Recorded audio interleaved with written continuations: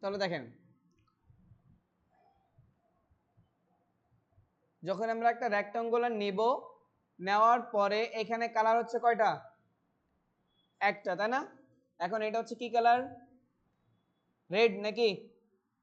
তাহলে রেড এটা হচ্ছে কি কালার?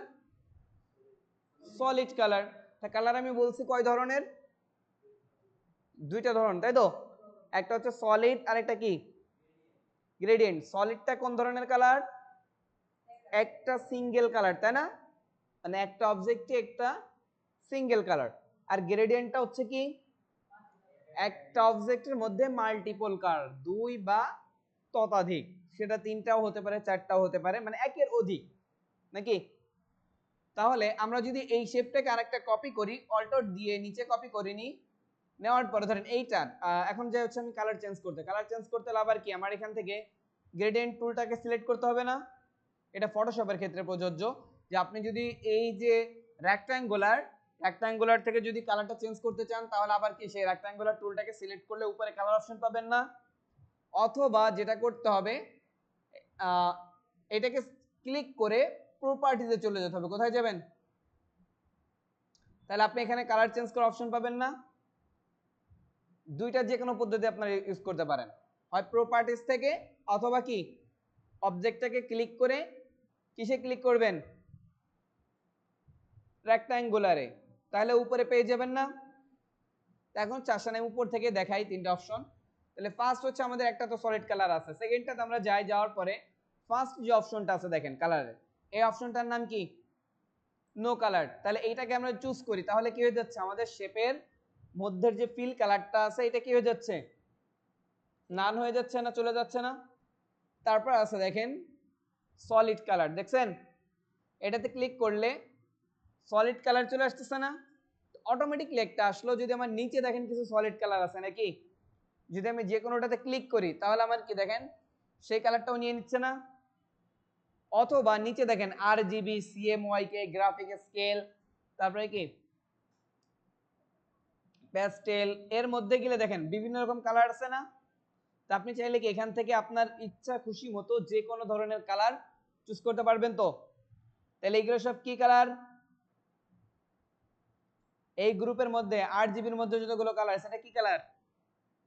গ্রেডেড না সলিড? কথা বল। এটা কি কালার?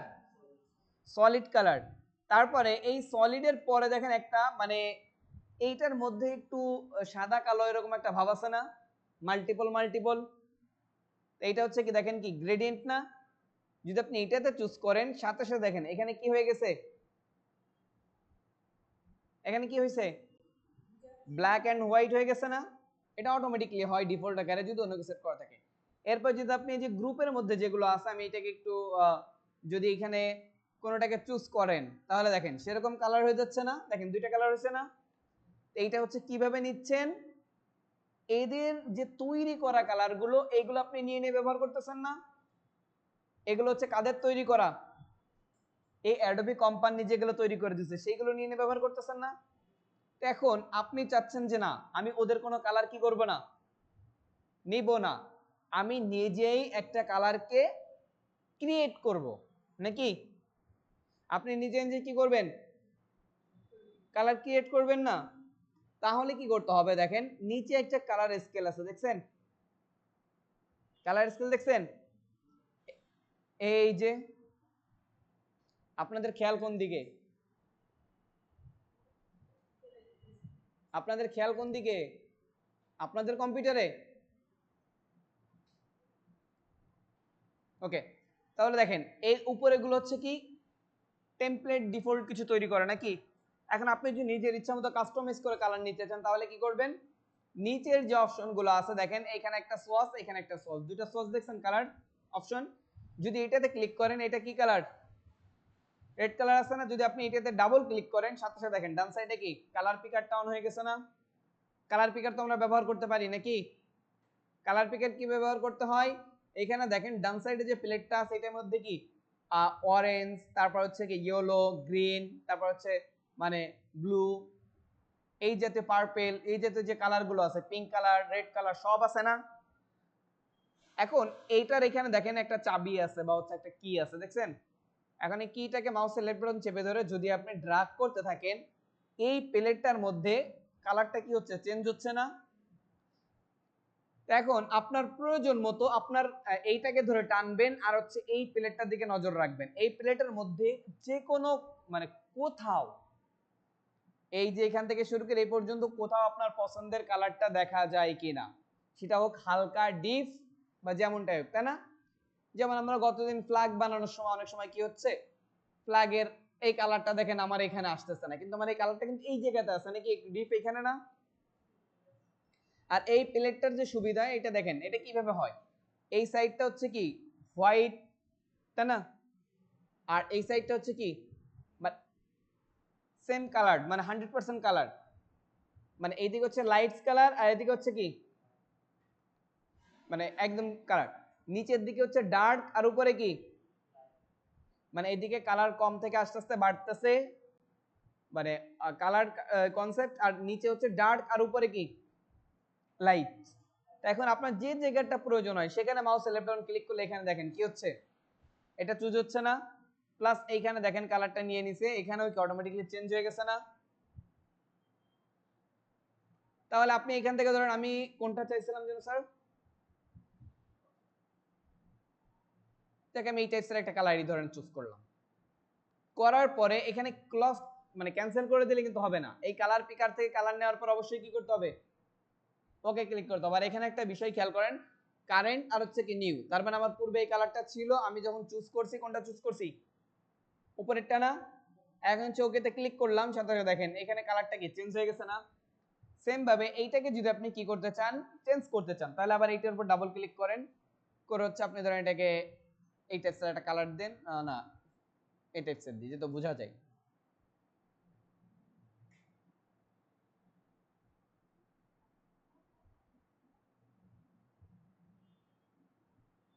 ওকে, তাহলে দেখেন কালারটা কি দুইটা কালার হয়ে গেছে না? এখন হচ্ছে আরেকটা বিষয় লক্ষ্য করেন, এখন দুইটা কালার তো হইলো, কিন্তু এই কালারটা বেশি ওই কালারটা কম, এমনটা তো আছে নাকি? এখন এইটা ঠিক করার জন্য যে কাজটা করতে হবে, কালার উপর সিলেক্ট করেন, করার সঙ্গে দেখেন এইখানে মাঝখানে কি একটা অ্যাঙ্কর পয়েন্ট আসছে, এই অ্যাঙ্কর পয়েন্টটাকে যদি আমি এই যে আকাশে যে দেখেছি এইদিকে যদি নিই, ব্লু মানে এসের দিকে, তাহলে দেখেন এটা কমতেছে না? আর যদি এই অ্যাঙ্কর পয়েন্টটাকে ইয়েলোর দিকে কমিয়ে রাখি তাহলে কি হচ্ছে, ইয়েলো কমে যাচ্ছে না? তাহলে এই অ্যাঙ্কর পয়েন্টটাকে আমরা বলি কালার লোকেশন। এটাকে কি বলি? মানে হচ্ছে আমরা যখন এটার মধ্যে দুইটা কালার অ্যাড করছি, এখন কোন কালারটা কতটুকু জায়গা জুড়ে থাকবে এটাকে আমরা নির্দেশ মানে দেখানো হয় কোনটা দিয়ে, এই যে কালার যে লোকেশন আছে এটা দিয়ে, ঠিক আছে? এখন যদি মনে করেন যে আপনার এখানে দুইটার পরিবর্তে আরো একটা কালার লাগবে নাকি, তাহলে কিচ্ছু করা লাগবে না, জাস্ট আপনার যদি মাঝখানে কালার লাগে বা যে কোনো জায়গায় কালার লাগে, এখন এখানে একটা বিষয় ফলো করেন, আমার কালারটা এখান থেকে এইদিকে গেছে কিন্তু উপরের এরা অ্যাপ্লাই হয়েছে কোন দিকে, উপর থেকে নিচে না? কারণ দেখেন এইখানে নিচে কিছু অপশন আছে, একটা হচ্ছে লিনিয়ার আর একটা হচ্ছে কি মানে এখানে 90 ডিগ্রি আছে না, তার মানে আমি যে কালার অ্যাপ্লাই করতেছি এখান থেকে এদিকে, কিন্তু উপর থেকে নিচে আসতেছে, কারণ কত ডিগ্রি ঘুরে আছে, 90 ডিগ্রি না? যদি আমি 0 করে দিই তাহলে দেখেন কালারটা কি এই দিকে থেকে এইদিকে গেছে না? এখন অ্যাঙ্গেলের উপর অনেক কিছু নির্ভর করে আপনার কালার ঘোরানোর। যদি নতুন কালার চান তাহলে কি করবেন, এই ফাঁকা জায়গাতে যখন এই হ্যান্ড ফিঙ্গার আসবে, মানে হ্যান্ডের সাথে ফিঙ্গার আসবে, একটা ক্লিক করবেন, সাথে দেখেন একটা কালার অপশন অ্যাড হয়ে গেছে না? শুধু কালার অপশন না, কিন্তু এর সাথে কিন্তু লোকেশন অ্যাড হয়েছে না? খেয়াল করছেন? লোকেশনটা আপনি যদি এদিকে বাড়ান তাহলে কি হবে, ব্লু বাড়বে, সরি এটা দেখেন অতিরিক্ত একটা চলে আসছে নাকি, এটাকে বাদ দিবেন কিভাবে, এটাকে মাউসের লেফট বাটন দিয়ে সিলেক্ট করবেন, মাউসের যখন এই অবস্থা আসবে বাইরে টান দিয়ে ছেড়ে দিবেন, তাহলে ওটা কি ডিলেক্ট হয়ে গেল না? এখন এইটাতে ধরেন হোয়াইট আছে, আপনি ভিন্ন টাইপসের একটা কালার দিতে যাচ্ছেন, রেড দিয়ে দিন, তাহলে খেয়াল করেন মাঝখানে কি আরেকটা রেড অ্যাড হয়ে গেছে না? যদি আপনি রেডটার ভ্যালুটা বাড়াইতে চান তাহলে দুই দিক দিয়ে রেডটাকে কি করেন, সরি আমার আরেকটা নেওয়া হয়ে গেছে, চলে আসছে, দেখেন কে বাড়তেছে, রেড বাড়তেছে, বাকিগুলো কমতেছে না? এখন এই কালার লোকেশনটার কাজ কি, একটা কালারের দিক নির্দেশনা দেওয়া, ওকে মনে থাকবে? এরপর আসেন হচ্ছে রিনিয়াল মানে এই যে অপশনগুলো এটার ভিতর দেখেন 4-3টা টাইপসের আছে। লিনিয়ার মানে হচ্ছে যে এখন যে দেখতেছেন না লম্বালম্বি, এটাকে বলা হচ্ছে কি লিনিয়ার। রেডিয়াল মানে হচ্ছে এখন কি হচ্ছে দেখেন কালারটা কি কিভাবে আসছে একদম গোল হয়ে না, এটা হচ্ছে কি রেডিয়াল। আর এরপরে বাকি যেগুলো আছে অ্যাঙ্গেল, এক সাইডে দেখেন কি অ্যাঙ্গেল হয়ে আর এক সাইডে যাচ্ছে না। এরপর হচ্ছে আপনারা রিফ্লেক্টেড নিতে পারেন বা হচ্ছে এখানে দেখেন রিফ্লেক্টেডের মতো আসতেছে না। আমি হচ্ছে আপনারা বেশি ব্যবহার করি লিনিয়ার আর হচ্ছে কি রেডিয়াল। ওকে, লিনিয়ার আর কি রেডিয়াল।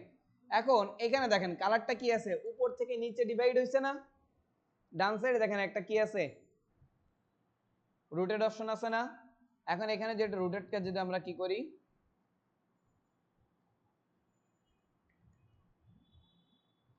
50% দেওয়া আছে দেখেন ঘুরে গেছে না, মানে মূল কথা হচ্ছে কালারটাকেও 50% ডিগ্রিতে 90% ডিগ্রিতে এভাবে কি করবে মানে ওপেন করবে আর কি, বুঝে গেছে? তাহলে কালারটা বুঝতে পারছেন, নিতে পারবেন কালার এখন থেকে। এখন আসেন হচ্ছে অপাসিটি। এখন আপনার ধরেন এইটার উপরে আমি এই শেপটা রাখলাম, না আমি এইটার উপরে লালটা লাল নিলে তো হবে না, এখানে অন্য একটা কালার নিই।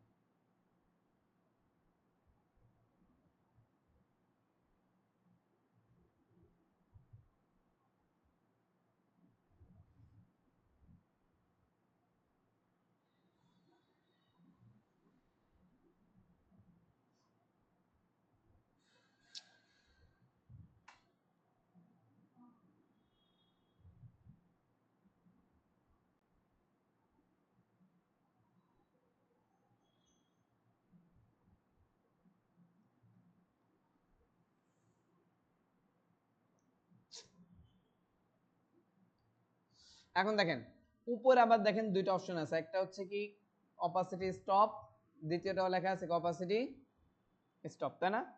এটাতে ক্লিক করেন, করার পরে এই উপরে দেখেন একটা মার্কিং হচ্ছে না, এখানে কত আছে 100 আছে না। যদি আমি এখান থেকে বেশি কমাবো না, সাথে সাথে দেখেন নিচে শেপটা দেখা যাচ্ছে হালকা হালকা, দেখছেন? যদি আমি এখান থেকে মুভ করে অন্য জায়গায় নিই, কোনো একটা অবজেক্টের উপরে রাখি,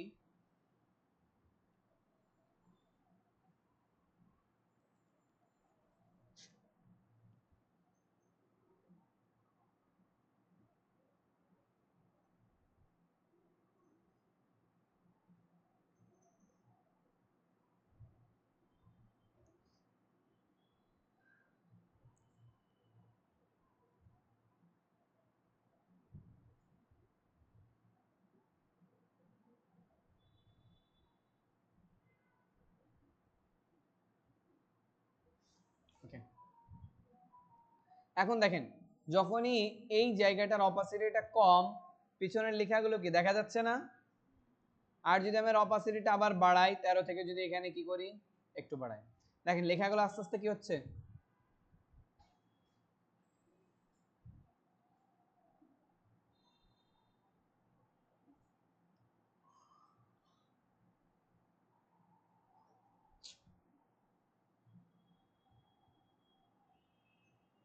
তাহলে অপাসিটিটা বুঝলেন তো?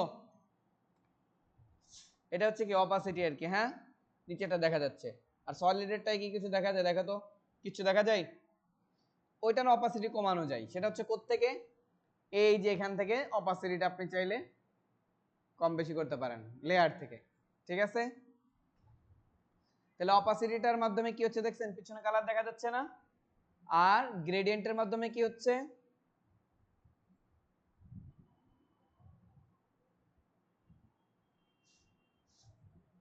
বিভিন্ন কালার হচ্ছে মানে বিভিন্ন কালারকে আমরা সংমিশ্রণে একটা অবজেক্ট তৈরি করতে পারি না। এখন হচ্ছে আসেন এই গ্রেডিয়েন্ট গেল,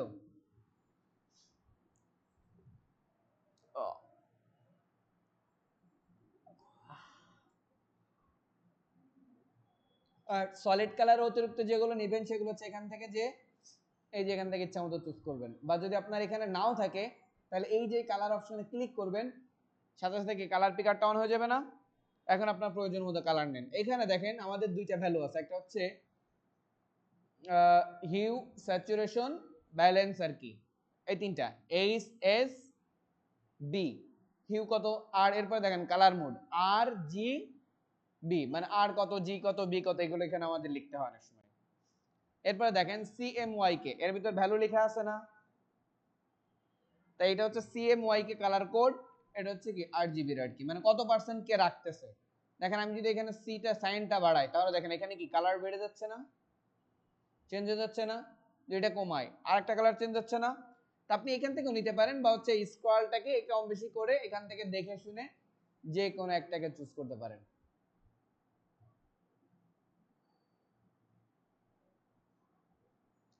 ওকে তে ক্লিক করুন, এখানে চলে আসছে না, আপনি ওই অবজেক্টটাকে ধরে ক্লিক করলেই কালারটা নিয়ে নেবেন।